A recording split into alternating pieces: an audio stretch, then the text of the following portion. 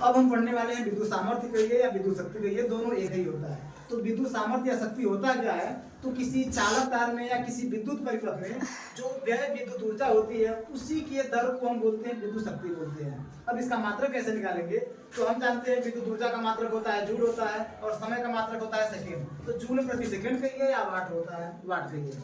अब हम जानते हैं कि W बराबर क्या होता है, तो W बराबर होता है VI/T होता है। यहाँ V विभवांतर है, I धारा है और T आपका समय है।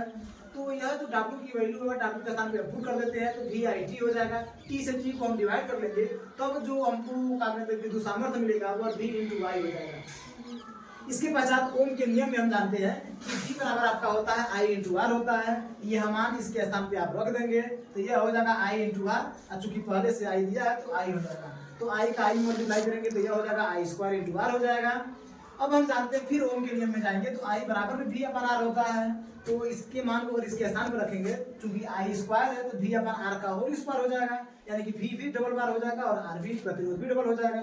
तो हम देखते हैं प्रतिरोध से प्रतिरोध को काट देंगे तो यहाँ पे बचेगा V², नीचे बचेगा R। अब हमको यह देखना है कि जो न्यूमेरिकल है, अगर कहीं न्यूमेरिकल में विभवांतर दिया है, अगर धारा दिया है, तब अगर विद्युत सामर्थ्य अगर निकालना है हमको तो यह फार्मूला लगाएंगे।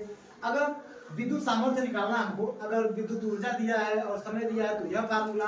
अगर कहीं सपोज है कि कहीं सवाल में न्यूमेरिकल में आपके विद्युत शक्ति पूछ रहा है, विद्युत शक्ति या विद्युत सामर्थ्य, और उसमें अगर धारा का मान दिया है, प्रतिरोध का मान दिया है तो यह फार्मूला लगाएंगे। अगर सपोज है तो फिर से विद्युत सामर्थ्य अगर आपको निकालनी है, अगर विभवांतर दिया है, प्रतिरोध दिया है तो यह फार्मूला। इस प्रकार से फार्मूले को आप याद कर लेंगे।